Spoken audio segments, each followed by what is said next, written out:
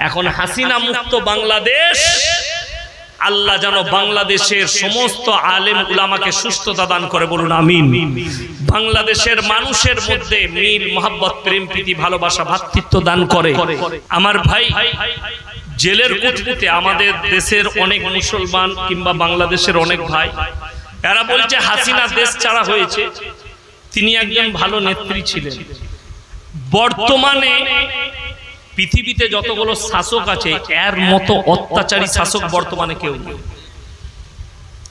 এতগুলো আলেমকে আয়না ঘরে ভরে রেখে এই আমির হামজার শরীরে নয়, বহু আলেমের শরীরে বিষ প্রয়োগ করেছে, এমনকি আল্লামা দেলোয়ার হোসেন সাঈদীকে বিষ প্রয়োগ করেই মার্ডার করেছে।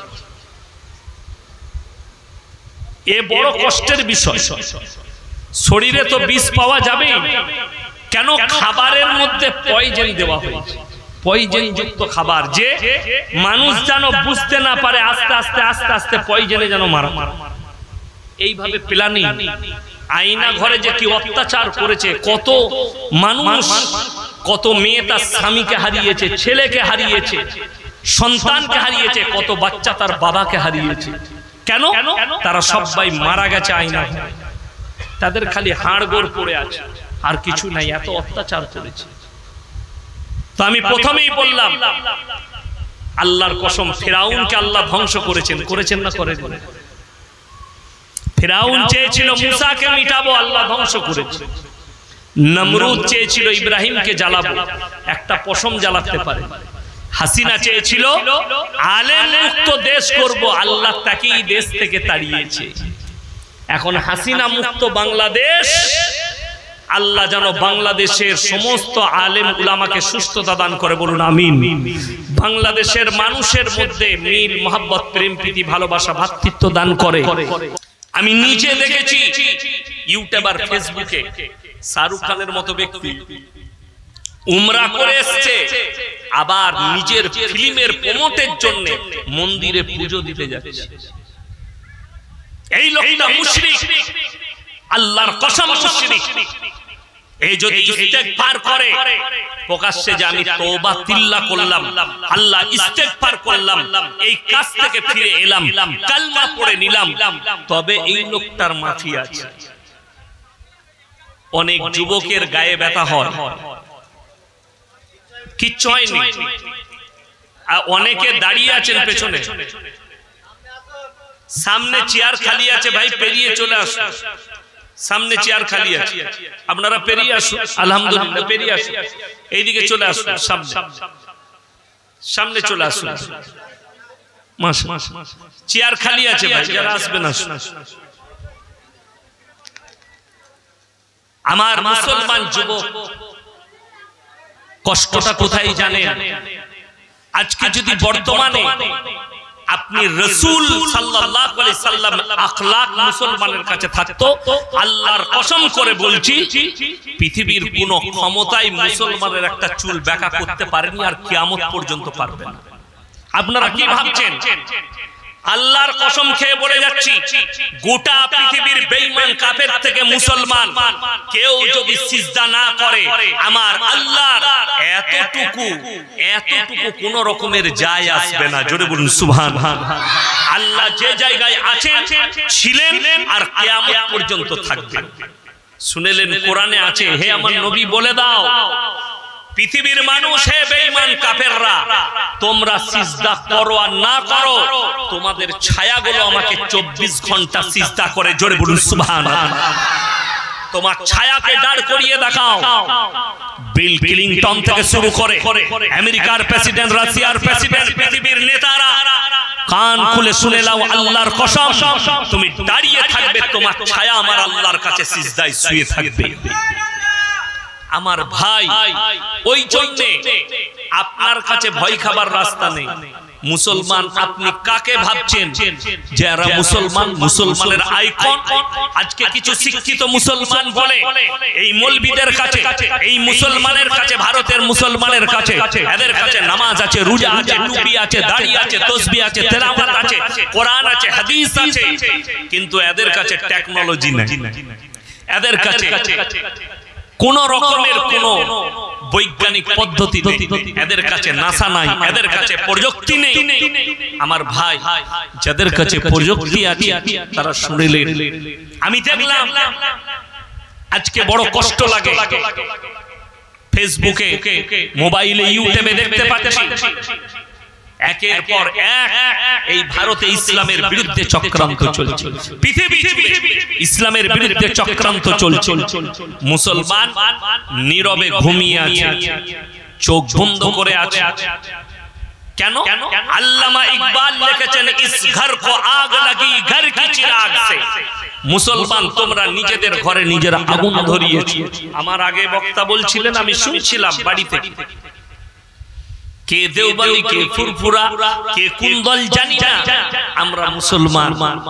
আপনাকে একটা কথা বলে দিই, অনেক শিক্ষিত ব্যক্তির বক্তব্য যে এতগুলো মুসলমানের দল হলে কি করে চলবে, সবাই একটা ছায়াতলে আসুক।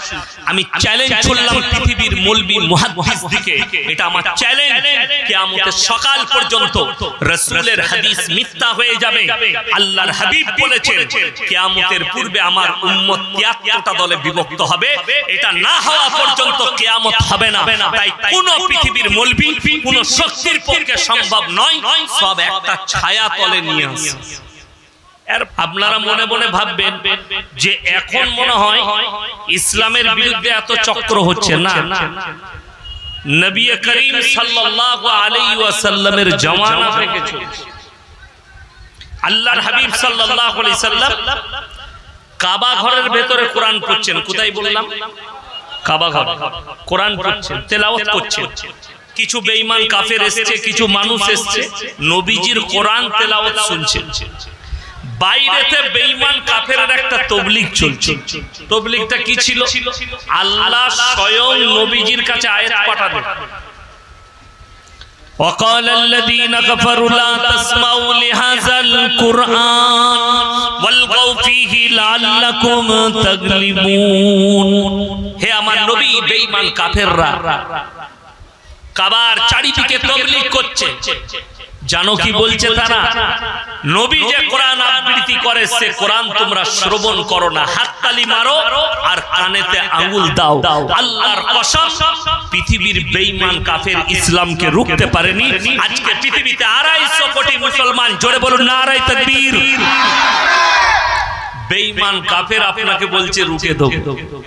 আসামের মুখ্যমন্ত্রী হিমন্ত বিশ্ব শর্মাজি বয়ান শুনলাম একটা ফেসবুকে, তিনি মিডিয়ার সামনে বলছেন ইসলাম खत्म हो जानी चाहिए, इस्लाम करुणा की तरह मिट जाना चाहिए।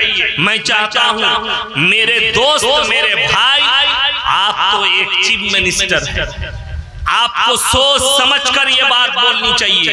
अगर आपके दिमाग में यही चल रहा है तो कान खोलकर सुन लीजिए।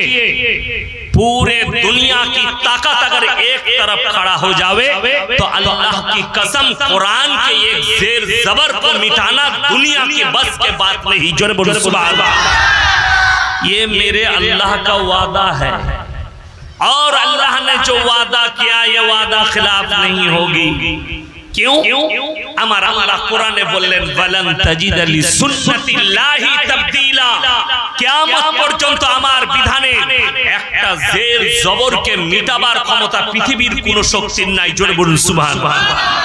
আপনারা দেখেছেন ইসলামের বিরুদ্ধে চক্রান্ত ভারতে। আমি পরশু জলসায় বলেছি, আপনার ছিলাম আকড়া চন্দননগর মার্কাজের কাছে মহেশগড়ে। আমি বলে এসেছি আমার ভাই, বেঈমান কাফেররা সব সময় এই ভারতের এক শ্রেণীর মিডিয়া তারা লেগে আছে, তাদের সকাল থেকে তাদের আলোচনা হচ্ছে দাড়ি, টুপি, মাদ্রাসা, মসজিদ, তাবলীগ, নামাজ, রোজা, এটা নিয়ে তাদের আলোচনা। তা না হলে তাদের পেটের ভাতই হজম হয় না। আল্লাহ শুনলেন, যদি আপনি হকের উপরে টিকে থাকেন আল্লাহর কসম ফয়সালা আল্লাহর তরফ থেকে আসবে। যদি বলুন সুবহানাল্লাহ। যদিও দেরি হয়। আপনাদের মনে আছে নাকি জানি না, করোনা যখন ছড়িয়েছিল ভারতবর্ষে একটা মহামারী পৃথিবী জুড়ে, ভারতের এক শ্রেণীর মিডিয়া, তার মধ্যে নাম্বার 1 अर्नब गोस्वामी बोले একজন অ্যাঙ্কার, সে মিডিয়ার সামনে এসে বললে अगर हिंदुस्तान में करुणा फैला है तो दिल्ली निजामुद्दीन मरकज से तबलीग वाला ने, जमात वाला ने फैला है। हमारे अकाबीर खामोश, हम लोग खामोश हो गए, क्योंकि हम तो इंतजार कर रहे थे कि फैसला अल्लाह की तरफ से आए। बॉम्बे हाई कोर्टे मामला, बॉम्बे हाई कोर्ट সার্কুলার জারি করে দিলে নিজামউদ্দিন থেকে করোনা ছড়ায়নি, করোনা যদি ছড়িয়েছে নমস্তে ট্যাম থেকে, আহমেদাবাদ থেকে ছড়িয়েছে। যখন ট্যাম সফর করেছিল ওই গুজরাটের মাটি থেকে ছড়িয়েছে, নমস্তে ট্যাম থেকে। আর গোস্বামী চেয়েছিল, সে বক্তব্যে বলেছিল ऐसे मौलवियों को कमर में रस्सी डालकर जेल के अंदर डालनी चाहिए। अल्लाह ने उसी की कमर में रस्सी दिया और हाथ में हैंडकफ डालकर उसको मुंबई के पुलिस जेल में डाल दिया। जो बोलूं सुभान अल्लाह, ये हमारा अल्लाह का फैसला है। अल्लाह हबीब सल्लल्लाहु अलैहि वसल्लम अल्लाहर कसम दिन प्रचार করেছেন, ইসলাম প্রচার করেছেন। আল্লাহ কোরআনে কোনো বক্রতা রাখেননি, স্পষ্ট করেছেন, যে কোনো ভাষা স্পষ্ট করেছেন, অস্পষ্ট নয়। আমাদের দেশের কিছু মুসলিম আছে যারা নিজেদের চেয়ারের জন্য, নিজেদের স্বার্থের জন্য কোরআনের আয়াতকে লুকিয়ে দেয়, যে আমি ইয়াসিন, আমার একটা সমাজে আমি ভাইরাল বক্তা, আমার বক্তব্য যেন তারা খুশি হয়ে, একটা বেধর্মী খুশি হয়ে যেন আমার উপরে ভালো আগ্রহ রাখে। এটার নাম ইসলাম নয়। আমার ভাই, সত্যকে প্রকাশ করো, এটার নাম ইসলাম। মিথ্যাকে শুনেলেন আল্লাহ রাসূলের হাদিস, আখিরি জামানায় এক শ্রেণীর আলেম বের হবে, হুজুর বের হবে, যাদের দ্বারা ইসলাম বিকৃত হবে, তারাই হবে জাহান্নামের প্রথম খোরাক। কোরআন খুলে নেন আর কোরআনকে জিজ্ঞেস করুন। কোরআন বলছে ইন্নাল্লাযীনা ইয়াকতুমুনা মা আনজালাল্লাহু মিনাল কিতাব ওয়া ইয়াশতারুনা বিহি সামানান কালীলা উলাইকা মা ইয়াকুলুনা ফি বুতুনিহিম ইল্লান নার ওয়া লা ইউকাল্লিমুহুমুল্লাহু ইয়াওমাল কিয়ামাতি ওয়া লা ইউযাক্কিহিম ওয়া লাহুম আযাবুন আলীম। হে আমার বিশ্বনবী, পৃথিবীর মানুষকে বলো, তোমাদের মধ্যে কিছু এমন আলেম থাকবে যারা নিজেদের পেট চালাবার জন্য আমার কোরআনের আয়াতকে লুকিয়ে দেবে। তারা নিজেদের পেটেতে আগুন ছাড়ায় আর কিছু ভরে না। আমি আল্লাহ রাব্বুল আলামিন তাদেরকে কিয়ামতের দিনে কঠিন আযাবে মুবতালা করব। এখন আমাদের সমাজের লোক বলছে, হুজুর কোন হুজুরের কথা শুনবো? ইয়াসিনের কথা শুনতে হবে। সকালবেলায় রানীহাটি বাজারে যান, আপনি টমেটোর কিনলে পচাটা কিনবেন না, দেখে নেবেন মালটা ভালো কিনা। আপনি মাছটা কিনলে পেটটা টিপে দেখে নেবেন মাছটা পচা কিনা। আপনি বেগুন কিনলে কানাটা কিনবেন না, ঘুরিয়ে দেখে নেবেন। তুমি কানা বেগুন চিনতে পারলে, পচা টমেটোর চিনতে পারলে, পচা মাছ চিনতে পারলে, আর কানা হুজুর তুমি চিনতে পারোনি, এটাই হচ্ছে তোমার জন্য দুঃখ। কেন? আপনি স্যাম্পেলই বুঝতে পারবেন। স্যাম্পেল। মেদিনীপুরে একজন বক্তা এসেছিলেন উত্তরপ্রদেশ থেকে, আলিম মিডিয়া বলে একজন মিডিয়া, খুব ভালো ছেলে, আলিম মিডিয়া। তার ইউটিউবে দেখলাম ছাড়া আছে তার বক্তব্য। তিনি এমন বেহুরমতি কথা বলছেন যেটা সমাজের জন্য, ইসলামের জন্য একটা হাসির বিষয় অন্য ধর্মের মানুষের কাছে। তিনি বলছেন कि मेरे दुनिया के भाई, ये लोगों, बड़ा पीर अब्दुल कादिर जिलानी रहमतुल्लाह अलैह, हम उनसे मोहब्बत करते हैं, बहुत बड़ा अकाबीर है, जबरदस्त अल्लाहर ओली, कोनो संदेह नहीं। তিনি বলছেন गौसे पाक तो इतना मर्तबा था कि गौसे पाक काबा घर में तवाफ करने नहीं गए, बल्कि काबा घर गौसे पाक के घर में तवाफ करने आते थे। नाउजुबिल्लाह बोले। এই বক্তব্য যদি সমাজের বুকে পৌঁছায়, আমি বলেছি ये बाबा और बागेश्वर धाम बाबा में कोई फर्क है नहीं। वो भी लोगों को अजीब अजीब बातें कहते हैं और ये भी अजीब अजीब बातें कहते हैं जिसके कोई बुनियाद नहीं, जिसका कोई दलील नहीं। কষ্টটা ওইটাই। আমি গাড়িতে আসছিলাম, ডানকুনি পার করেছি, কোথা থেকে বলছো? মুর্শিদাবাদ থেকে। এই ইয়াসিন অমুকের বাচ্চা গালি। আমরা আলহামদুলিল্লাহ, আমি তো জানতাম না যে তুমি আমাকে এত ভালো দোয়া দিবে। এটা আমার জন্য দোয়া। আমরা রেকর্ডিং করো, এটা দোয়া দিচ্ছ আমাকে, আমি দোয়া পাচ্ছি। আল্লাহ তোমাকে হিদায়াত দেয়। কি হয়েছে বলো? বলছে তোমাকে দলিল দিতে হবে। আমি বললাম বাবা কিসের দলিল দেব? তুমি বলেছো জুলুস বার করা যাবে না ডিজে বাজিয়ে। আমি বললাম ভাই দলিল আমার কাছে না। তাহলে তুমি বললে কেন? আমরা তবে আমার একটা কথা শুনি, আপনারা আজকে এশার নামাজ ক রাকাত পড়েছেন? ফরজ নামাজ কথা বলেন না, 4 রাকাত। আচ্ছা, নামাজ বেশি পড়া ভালো না খারাপ? ভালো। তো আমি যদি বলি মৌলভী শওকতের বেটা মৌলভী ইয়াসিন, আমি আজ থেকে বলে যাচ্ছি কাল থেকে তোমরা 6 রাকাত নামাজ পড়বে, ফরজ নামাজ। কি চাইবেন আমার কাছে? কথা বলেন না, কি চাইবে? বুঝু কি চাইবে? দলিল। আমরা যে 6 রাকাত পড়ব তার দলিল দেন। চাইবেন না চাইবেন? বড় কষ্টের বিষয়। আমি যদি বলি পড়া যাবে না এরকম দলিল দেন, আপনাদের ইমাম সাহেবদের ব্রেন গুলো চলে যাবে। যাবে না? যাবে। আমি যদি বলি এই জায়গাটা আমার বাপের, তো দলিল কে দিবে? আপনারা? আমি? কথা বলেন না। আমি দেবো না, আপনারা দিবেন? আমি দেবো, আমাকে দিতে হবে। বড় কষ্টের বিষয়। আর আমি যদি বলি যে আমার বাপের নয় এরকম একটা দলিল তোমরা দেখাও, তো আমাকে রাঁচিতে পাঠাবেন না? পাঠাবেন না, যে মালটার ব্রেন চলে গেছে। হ্যাঁ, তো বড় কষ্টের বিষয়। আমি বললাম ভাই তুমি বলছো নাচ করব, জুলুস করব, সব করব, তো করো, দলিল তুমি দিবে। আমার কাছে দলিল নেই। আপনারা ইমানদারির সঙ্গে বলবেন, গালিগালাজ নয়। যদি তোমার হিম্মত থাকে তুমি মৌলবি নিয়ে এসো, আর হাদিস আর কোরআন নিয়ে এসো দলিল দিতে। আমাকে ঢেকে দাও, তা না হলে তোমাকে আমি একটা দলিলে চুপ করিয়ে দেবো। আপনারা ইমানদারির সঙ্গে বলবেন, এখানে যতগুলো নামাজি বেনামাজি রাসূলের মহব্বত করনে वाला যারাই বসে আছেন, আল্লাহর নবী সাহাবীদের থেকে কেউ বেশি নবীজিকে মহব্বত করতে পারে? পারে না। কোন পৃথিবীর মৌলবি একটা যদি হাদিস থেকে দলিল দেয় যে আল্লাহর রাসূল সাল্লাল্লাহু আলাইহি সাল্লাম চলে যাওয়ার পরে একজন সাহাবী এরকম ভাবে ঝান্ডা নিয়ে জুলুস বার করে ডিজে বাজিয়ে নবীর জন্মদিন পালন করেছে, আমি মৌলবি শওকতের বেটা জীবনে আর সমাজের বুকে বক্তব্য দেব না। এটা চ্যালেঞ্জ। হাওড়া জেলায় আর দাওয়াত দেব না। যদি 2 ঘন্টা স্টেজে আসি, কোন বাপের বেটা মৌলবি থাকলে নিয়ে এসো, আর তর্ক বিতর্ক নয়, হাদিস আর কোরআন নিয়ে আসতে হবে। তিরমিজি, বুখারী, আবু দাউদ, ইবনে মাজাহ, নাসাই, সরি যে হাদিসটা আনবে আনো, একটা দলিল দাও।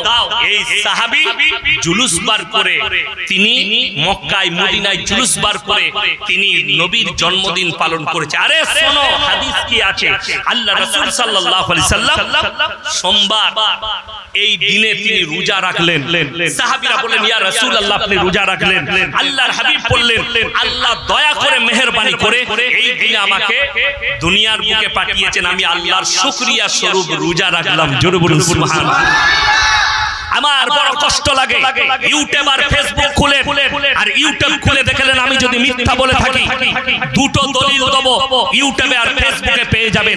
আপনি লিখুন বর্তমান টাউনে 12ই রবিউল আউয়ালের মিছিল, আপনি মোবাইলে পেয়ে যাবেন। হিন্দি গান চাপিয়ে ডান্স করে 12ই রবিউল আউয়াল পালন হচ্ছে।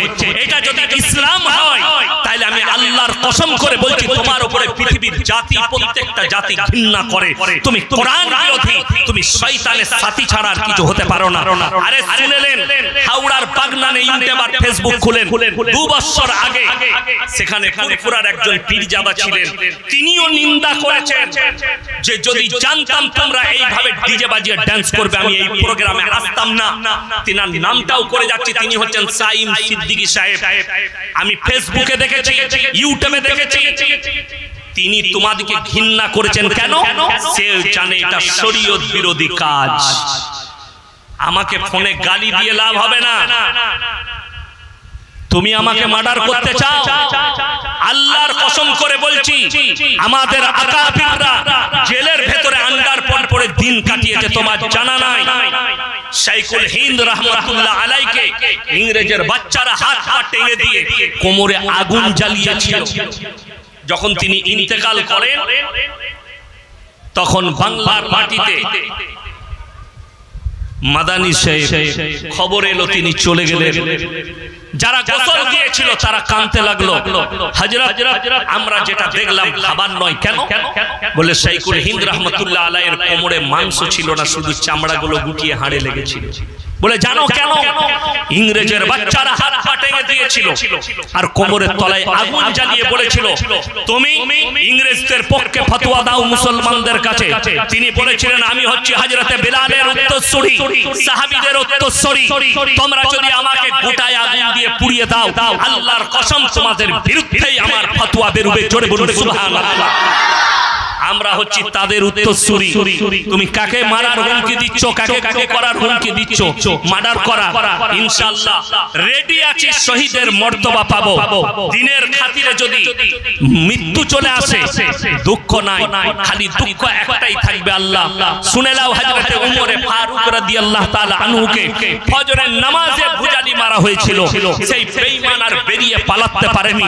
হযরতে নামাজ শেষ হয়েছে, হযরতে উমর বললে হে সাহাবীরা আমি কাতরা খতবিকতে আমাকে ভুজালিটা কে মারলো? সাহাবীরা বললেন হে ওমর, হে আমিরুল মুমিনিন, আপনাকে যে ভুজালি মেরেছে সে হচ্ছে বেঈমানের চল লুলুত দ্বারা তুমি খতবিকত হয়েছো। হযরতে ওমর বললে আল্লাহর শুকর আদায় করছি আমাকে কোনো মুসলমানে মারেনি, আর তুমি মুসলমান হয়ে তুমি বলছো মেরে দেবো। আরে ভাই তোমার কাছে কোরআন হাদিসের দলিল থাকলে তুমি দলিল দাও, গালি দিচ্ছ। বুখারী শরীফের হাদিস, যারা অশ্লীল ভাষা ব্যবহার করে, গালিগালাজ করে, এটা মুনাফিকদের এক নম্বর আলামত। এটা মুনাফিকদের এক নম্বর আলামত। তুমি যে হুজুরকে মানো, আমি কসম খেয়ে বলছি সে হুজুর যদি বলে ইয়াসিনকে গালি দিয়েছো ঠিক করেছো, তাইলে আমি বলবো তোমার হুজুরকে জিজ্ঞেস করবে যে হুজুর বুখারী শরীফের হাদিসগুলো একটু পড়ে শোনান। কষ্ট হবে, দুঃখ লাগে। নামাজ নেই, নামাজ 5 ওয়াক্তের ফরজ না ফরজ নয়? ফরজ। এখানে যদি কোনো মৌলবি বলতে পারে জুলুস বার করে ফরজ ওয়াজিব সুন্নাত নফল কিছু যদি বলে ভালো কাজ, আল্লাহর রাসূলের মহব্বতে যদি জুলুস বার করা যায় তা আল্লাহর মহব্বতে 2 রাকাত নামাজ বেশি কেন পড়া যাবে? কথাটা বুঝতে পারেন? যদি আল্লাহর মহব্বতে 2 রাকাত 4 রাকাতের জায়গায় 6 রাকাত ফরজ নামাজ পড়তে গেলে যদি দলিলের প্রয়োজন পড়ে, তুমি রাসূলের মহব্বতে একটা কাজ করবে, দলিল লাগবে না? আল্লাহর রাসূল কি ইসলামের বাইরে? আল্লাহর কসম করে বলছি রাসূল সাল্লাল্লাহু আলাইহি সাল্লামের আখলাক আর চরিত্রের মধ্যে এসো, যদি চলে আসো তোমার মুখ দিয়ে গালি বের হবে না, তোমার আখলাক চরিত্র ভালো হবে, তুমি বেনামাজি হবে না, তুমি বদদিন হবে না, তোমার আখলাক আর চরিত্র হবে দ্বীনের উপরে। আরে শুনে রেখে দেন, আজকে মুসলমান তো এটা না বুঝার কারণে সে কি মনে করেছে আপনি দেখুন ভেবে, আমাদের এখানে ফুটবল খেলা হয়, ক্রিকেট খেলা হয়, হয় না? হয় না? যারা জিতে তারা নাচে না, যারা হেরে যায় তারা নাচে? যারা জিতে তারা নাচে। আচ্ছা, আমাদের বাম মরে গেলে নাচি না ব্যাটার বিয়েতে নাচি? ব্যাটার বিয়েতে খুশি হয় না? হয় না? ব্যাটার বিয়ে আছে, বিটির বিয়ে আছে, খুশি, এই মেহমান এলে, আরে ভাই বুকে জড়িয়ে এসো তাড়াতাড়ি খানা খাবো। কি বুঝলি? আমি 1 সপ্তাহ আগে এসেছিলাম আপনার কাটলিয়াতে। মাহমুদ আলী সাহেব, হাজী মাহমুদ আলী সাহেব ইন্তেকাল করেছিলেন, যিনি আলামিন মিশনের সভাপতি ছিলেন। আমি ওনার বাড়িতে দেখা করতে এসেছিলাম। তো ওই দিনই আমার একজন বন্ধু মুফতি আব্দুর রাজ্জাক সাহেব এসেছিলেন। এই আপনার ডোমজুলের কাছে, ওটার নাম হচ্ছে আপনার করলা, ওখানে আমার জলসা আছে, করলা মাদ্রাসায় এই বসে। তো ওখানে একজন ব্যক্তি কি করেছে, একটা বিয়ের হল করেছে, সেটা উদ্বোধন করেছে। তো তারা ভাবতেই পারেনি ইয়াসিন সাহেব চলে আসবে। আমি বিনা দাওয়াতের মেহমান, তিনারা প্রচুর খুশি। অনেক ছেলে এসে ফটো তুলতে লাগলো, আমাকে খাওয়ালো, দোয়া করলাম, দোয়া দিলাম। এগুলো হচ্ছে তাকদীর। বড় কষ্টের বিষয়টা হচ্ছে, দুঃখের বিষয় হচ্ছে মুসলমান যেটা দিন সেটা দিন মনে করে না, বা দিনটাকে দিন মনে করে বড় কষ্ট লাগে। সে খুশি হয়েছে আমি আসাতে, আমার মৃত্যুতে, কিন্তু যদি তার বাড়িতে কোনো মাইয়াত হতো তাহলে আমার দুঃখ হতো না? হতো। আমিও খুশি যে একটা ভালো কাজের জন্য, মানুষের বিয়ে শাদীর হলের জন্য, কোনো অনুষ্ঠানের জন্য করেছে, দিনী প্রোগ্রাম হবে, হলটা করেছে, খুশি। ভেবে দেখুন পৃথিবীর যে কোনো জাতিকে আমাদের দেশে সব থেকে পিছিয়ে পড়া জাতির নাম কি? না বলুন। সব থেকে পিছিয়ে পড়া হচ্ছে আদিবাসী, যেটা ঝাড়খণ্ডে বেশি আছে। আমাদের রাজ্যের মধ্যে পুরুলিয়া, ঝাড়গ্রাম, মেদিনীপুর, বাঁকুড়া, এই জেলাগুলো আদিবাসী ভাইরা, এরা সব থেকে পিছিয়ে পড়া। এদেরকে জিজ্ঞেস করুন যে ভাই তোমাদের ধর্মে কোনো মানুষ মারা গেলে তোমরা নাচো না দুঃখ পালন করো? তারা বলবে আমরা কাঁদি, বাপ মরে গেলে, মা মরে গেলে কাঁদি, আমার দুঃখ। আমি মৌলবি সাহেবের বেটা যদি মিথ্যা বলে থাকি, আমার মাদ্রাসায় দাওয়াত দিলাম, সামনের বছর 10ই মুহররম সকালে চলে আসবেন, আমার বাড়িতে খানা খাবেন, রাত্রে গাড়ি ভাড়া করে দেবো আমি হয়তো প্রোগ্রামে থাকি, আর যদি না থাকি, প্রোগ্রাম না থাকে, আমি নিজের গাড়ি করে আপনাকে নিয়ে যাব বর্ধমান টাউনে। মুসলিমদের ছেলে মেয়ে সারা রাত মদ্যপান করে ডিজে বাজিয়ে ড্যান্স করে। কি ব্যাপার? হযরতে হোসেনের মহব্বতে দুঃখই ড্যান্স করছে। তা থেকে জিজ্ঞেস করো তোমার বাম মরে গেলে কি করতে হবে? বলছে হুজুর কোরআন খানি। বাম মরে গেলে কোরআন খানি, বাম মরে গেলে মিলাদ, বাপের লেগে দোয়া, তোমার বাপের লেগে কোরআন খানি, তোমার বাপের লেগে মিলাদ, তোমার বাপের লেগে দোয়া। আর হযরতে হোসেন রাদিয়াল্লাহু তাআলা আনহু কারবালার প্রান্তরে শহীদ হয়েছেন, তোমার চোখ দিয়ে পানি নেই, তুমি মদ্যপান করে ডান্স করছো। এটা পৃথিবীর কোন জাতি মেনে নিতে পারে? যদি বলো না চলবে, আমার কাছে দলিল আছে। তো আমি মৌলবি সাহেবের বেটা বলে যাচ্ছি, তোমার বাম মরে গেলে মিলাদ করা চলবে না, কোরআন খানি চলবে না, ঢোল বাজনা বাজিয়ে ডান্স করো, আত্মাটা শান্তি পাবে। আরে মুসলমানের হালত বলে দিন। আমার এলাকায় বর্ধমান জেলায় মেলা করেছে। মেলা কোথায়? এটা রোড, কি বললাম, এটা রোড। রোডের এপাশে কবরস্থান, এপাশে খালি মাঠ, ওই মাঠে মেলা বসিয়েছে। মেলায় কি কি হচ্ছে? এক একদিন এক একটা অনুষ্ঠান। একদিন বুগি বুগি ডান্স, একদিন ডান্স হাঙ্গামা, একদিন পঞ্চরস, এরকম বিভিন্ন গান। কত মুসলমান বুদ্ধিমান বুঝলেন, কবরস্থান এপাশে, মিডিলে রাস্তা ও পাশে এইসব গান হচ্ছে। আর কবরস্থানের দেয়ালে বোর্ড দিয়েছে পবিত্র কবরস্থান কেউ প্রস্রাব করিবেন না। মানে তোদের মতো বুদ্ধিমান কেউ নাইবে, ওখানে প্রস্রাব করা যাবে না, কিন্তু তোর বাপ দাদুদিকে বুগি বুগি ডান্স শোনানো যাবে। কথাটা বুঝতে পারেন? এই হচ্ছে মুসলমানের হাল, যাদের কাছে গান বাজনা হালাল, যাদের কাছে, অথচ আল গিনাউ মিন মাজামিরিশ শাইতান। হাদিস রাসূলের গান হচ্ছে শয়তানের বাঁশি বাদ্য যন্ত্র। যারা গান বাজনা করে, যারা গান বাজনা শুনে, কিয়ামতের দিনে হাদিসে আছে তাদের কানে বজ্রের আওয়াজ দেওয়া হবে, তাদের পর্দা ফেটে তছনছ হবে, তারা নিজেদের কানের যন্ত্রণায় পাগের থেকে বেশি কিয়ামতের দিনে চিৎকার করবে। তুমি ভেবে দেখেছো? তোমার কানে কোরআনের তেলাওয়াত নেই, তোমার কানে, তোমার বাড়িতে কোরআনের তেলাওয়াত নেই। আজকে তো মুসলমান এটাই ভেবে নিয়েছে নামাজ, রোজা, তাসবিহ, তেলাওয়াত। কেন? আমাদের মতো কিছু মৌলবীর জন্য। এরা ভেবেছে নামাজ রোজার প্রয়োজন নাই, যা করছিস কর, হুজুররা আছে দোয়া করে জান্নাতে দিবে। জান্নাত খুব সহজ, সহজ লয়। আমাকে মিলাদে দাওয়াত দিলেন, আমি এসে দোয়া করলাম রব্বানা আতিনা ফিদ দুনিয়া হাসানাহ, আল্লাহ তুমি জান্নাতুল ফিরদাউস দান করো, আল্লাহ তুমি শহীদের মর্তবা দাও। আর আমাকে দেশি মুরগি দিয়ে ভাত দিয়েছেন, আর পরোটা, আর কাবাব। আর আমি খেতে খেতে বললাম, বাবা কি করে মরল বাপ? বলে হুজুর ছেলে খুব কচ্ছ ছিল, 3 বোতল মদ খেয়ে গাড়ি চালাচ্ছিল, 5 লাখ অ্যাক্সিডেন্ট হয়ে মরে। আমি তোবা তোবা, কাকে জান্নাতে দিলাম বে আমি? কথাটা বুঝতে পারেন? আমাদের দেশের ভণ্ডরা বলছে না, দোয়া করে জান্নাতে দিতে হবে। আমি মৌলবি শওকতের বেটা, আমার বাপের দলিল দিতে আসিনি।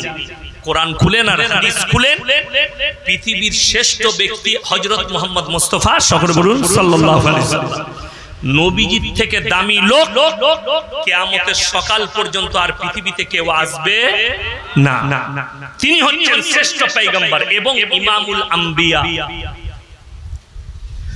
অনেকজন বলেন নবীদের নবী, বলেন না, ভাষাটা ভুল বলা যাবে না। নবীদের নবী নন, কেন? উনি যখন দুনিয়াতে ছিলেন আর কোন নবী ছিলেন না। নবীজিকে তিনি হচ্ছেন ইমামুল আম্বিয়া। ইমামুল আম্বিয়ার একটা বড় দলিল আছে, ইমাম হতে গেলে ওনার পেছনে সকলকে নামাজ পড়তে হবে, ঠিক কিনা? কিন্তু আপনার প্রশ্ন, নবীজির পেছনে নামাজ পড়েছে কিনা? আমার ভাই, যেদিনে আল্লাহর হাবিব সাল্লাল্লাহু আলাইহি সাল্লাম মেরাজের রাত্রিতে, কোরআনে আছে সুবহানাল্লাযী আসরা বিআবদিহি লাইলান মিনাল মাসজিদিল হারাম ইলাল মাসজিদিল আকসাল্লাযী বারাকনা হাওলাহু লিনুরিয়াহু মিন আয়াতিনা ইন্নাহু হুয়াস সামিউল বাসীর।